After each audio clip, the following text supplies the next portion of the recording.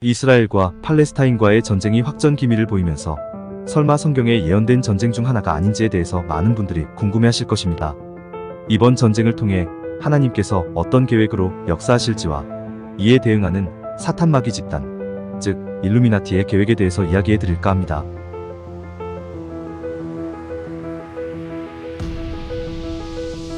이스라엘과 팔레스타인 전쟁 관련 하나님의 계획과 일루미나티의 계획에 대해서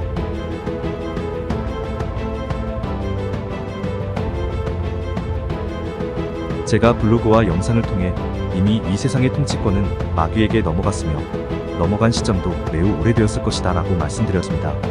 사람들은 마귀를 하나님으로 섬기고 제가 볼 때 마지막 때에 깨어날 사람들은 그나마 교회에서 성경의 하나님을 믿는다고 열심을 내는 사람들입니다. 아니 거의 전체 우리나라의 성도들은 미혹에 넘어갔으며 하나님께서 돌아오라는 손짓을 하시는 것을 깨닫지 못하고 보지도 듣지도 못하고 있습니다. 하나님께서 이 마지막 때에 택한 자녀들을 돌아오게 할 한 수는 바로 다니엘서 11장, 12장에 나오는 지혜로운 자로 다른 번역본에서는 분별력이 있는 자들이라고 말하는 사람들과 그리고 예수님의 두 촛대인 두 증인의 이스라엘에서의 역사가 될 것이라 봅니다. 사탄도 이를 이미 알고 있으며 사탄, 마귀의 자식들이 오래전부터 그들의 과학기술로 만든 전파무기 마인드 컨트롤 기술로 아담의 후손들 중 그 마음이 바르고 선하며 악을 싫어하는 사람들, 즉 다니엘서 11장에 나오는 지혜로운 자들을 찾아서 그들을 전파무기 가해로 가해하고 그들이 하나님께 돌아올 생각을 하지 못하도록 그들을 억압하고 있다는 것입니다. 그리고 예수님의 농부와 포도원의 비유에서 나온 것처럼 이들은 하나님께서 파견하신 많은 예언자들과 선지자들을 죽여왔습니다.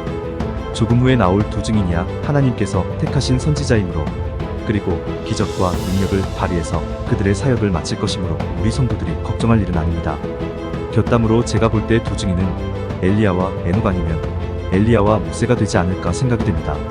에녹을 왜 후보로 두었는지에 대해서는 엘리야와 에녹은 이 생에서 죽지 않고 그대로 육신을 가지고 산채로 올려간 바 되었어서 성경의 사람에게 한 번 죽음은 정해진 것이오라는 말씀을 이루기 위해 그리고 하나님께서 에녹의 시대와 엘리야의 시대에 에녹과 엘리야를 일찌감치 살아있을 때 승천하게 하시고 계시록 11장에서처럼 등장하여 사역을 마치고 무적행에서 올라온 짐승에게 죽임을 당하고자 한 번 죽는 것이 사람에게 정해진 것이라는 말씀이 이루어지는 것이죠. 그 자리에서 3일 만에 부활할 것임을 미리 계획하신 것이 아닌가 생각이 들어서 에녹을 뽑았습니다. 마귀는 사실 우리 성도들보다 성경을 잘 알며 일부 성경은 번역 과정에서 변질시켰고 또 성도들이 자신을 타락한 천사로 알도록 위장하고 성경에서 나온 교리처럼 그 거짓말로 많은 성도들과 목회자들을 속여왔습니다. 그런즉 하나님께서는 이제 하나님의 택한 자들을 깨어나게 하기 위한 작업을 시작하실 것입니다. 두 증인들은 주로 이스라엘을 온전히 하나님께로 돌아오게 하기 위한 하나님의 쓰임받는 그릇들로 저는 보고 있습니다. 이스라엘 민족들이 찬송받으실 주의 이름으로 오시는 분이시여 라고 외치며 마라나타를 외칠 때에 예수님께서는 오시겠다라고 하셨기 때문에 지금의 이스라엘 민족들은 결국에는 하나님의 은혜, 즉 두 증인 그리고 그들이 나타낼 기적과 말씀들을 통해 모두 구원받게 되리라 봅니다. 두 증인은 모두 이스라엘 사람들의 조상들 아니겠습니까? 그들은 그 두 증인들의 말은 믿게 될 것입니다. 이에 비해 마귀, 사탄의 계략은 무엇일까요? 이들 일루미나티들은 사탄의 계략을 지구에서 행하기 위해 여러가지 계획들을 가지고 세상을 마치 자기들이 통치하는 것처럼 행사해왔습니다. 그런데 그들의 계획이란 결국에는 하나님의 허락하에서 이루어지는 것이며 그들은 자신들이 하나님을 이길 수 있다라는 오만에 빠져 현재 천상에서 어떤 상황이 벌어지는지도 모른 채 지구로 내몰린 사탄을 추종하고 있습니다. 계시록 12장을 참고하세요. 전파무기 가해자들을 포함하여 이 땅에 심겨진 가라지들은 모두 추수 때, 즉 마지막 때, 곧 예수님 재림의 때의 단으로 묶여 지옥에 내던져질 것입니다. 그 전에 사탄은 적그리스도를 부각시키고 그를 지구의 주인 자리로 맡기기 위해서 교회와 성도들에게 환난 전 휴거를 믿도록 속이고 그들의 눈을 가리고 귀를 막고 그들이 깨닫지 못하게 많은 사역자들을 속여 그리고 마귀의 자식들이 운영하는 인터넷 모임들을 통해서 환난 전 휴거를 성경적 근거가 있다라고 말하는 불을 범하고 있으나 성경을 자세히 읽어보면 환난 전 휴거는 엉터리 가설이며 이는 오히려 사탄의 마지막 때의 가장 큰 미혹이라는 것을 여러분들에게 말씀드립니다. 왜냐하면 적그리스도가 마치 구세주 예수님이 등장하시는 것처럼 환난 전 휴거를 쇼를 벌여 많은 사람들을 속일 것이기 때문입니다.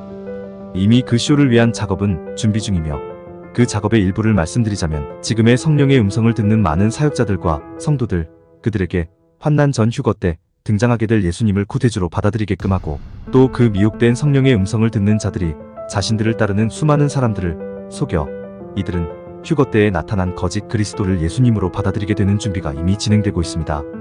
그리고 또 한 가지는 바로 짐승의 표입니다. 제가 많은 말씀들을 드렸지만 짐승의 표는 우리가 익히 아는 사람들을 조종하게 되는 베리칩이나 그런 것이 아닐 가능성이 매우 높습니다. 왜냐하면 사람들은 이 베리칩을 짐승의 표라고 생각하도록 지난 수십 년간 사람들이 들어서 알고 있기 때문입니다. 진짜 짐승의 표는 우리가 감염에 걸리지 않게 하기 위해 맞는 아주 당연한 병원 처방이 될 가능성이 높으며, 실제로 그 이름값이 666이라는 사실을 여러분들에게 많이 말씀드렸습니다. 그러므로 사람들은 환난 전 휴거를 계기로 적그리스도를 구세주로 환영하며 받아들이고, 그 적그리스도의 말에 따라 짐승의 표를 마치 아닌 것처럼 당연스레 받게 되며 자신들이 하나님을 믿고 섬기고 있다라고 속이게 되는 것이 또 하나의 사탄의 전략입니다. 속지 마십시오. 믿지 마십시오. 오직 유일한 진리인 성경을 여러분 눈으로 입으로 읽어 깨닫게 하십시오. 2024년이나 그 이후에 위에 말씀드린 것과 같은 환난 전 휴거, 즉 거짓 휴거쇼를 위해 많은 마귀의 자식들이 모임을 운영하고 있으며, 많은 목사님들과 사역자들이 환난 전 휴거를 믿고 있습니다. 이들은 성경을 제대로 읽지 않은 누를 범하게 될 것입니다. 말씀을 맡은 자로서 넓은 길을 택하고 성도들을 소경된 눈으로 인도하니 무지한 성도들, 곧 눈이 가리워지고 귀가 닫혀진 상태로 같이 구덩이에 빠지는 처참함이 도처에서 일어나고 있습니다. 이렇듯 마귀는 온 천하를 속이는 자라고 기록된 계시록 12장 9절의 말씀을 믿는 사람들이 결국은 깨닫게 될 것입니다. 누가 진리를 말하고 있는지 성경으로 대조하시면서 분별하십시오. 여러분의 영혼 구원에 대한 책임은 자유의지를 주신 여러분들에게 있습니다. 그 구원의 값은 온 천하를 준다 해도 팔지 않아야 될 여러분의 가장 소중한 본인 자체입니다. 여러분을 지옥 구덩이에 던져넣지 못하도록 할 믿음이 바로 여러분을 살릴 것입니다. 지혜가 있어 분별할 줄 아는 분들이 먼저 깨어나기를 원합니다. 지혜롭게 판단하고 분별하십시오. 그리고 진리를 깨닫게 되신다면 믿음과 인내로 나아가시고 마귀의 자식들과의 싸움에서 지혜로 승부하십시오. 하나님께 진리에 대한 믿음을 달라고 간구하십시오. 그리고 좁은 길을 발견하게 되면 그 좁은 길로 나아가시기 바랍니다. 세상은 넓은 길로 오라고, 여기가 편하고 좋은 곳이며 많은 사람들이 다니는 길, 그리고 많은 사람들이 들어오는 문이라고 여러분들은 속이고 있습니다. 세상에 속하지 않은 깨어있는 분들은 절대 그 넓은 문에 속지 않을 것입니다.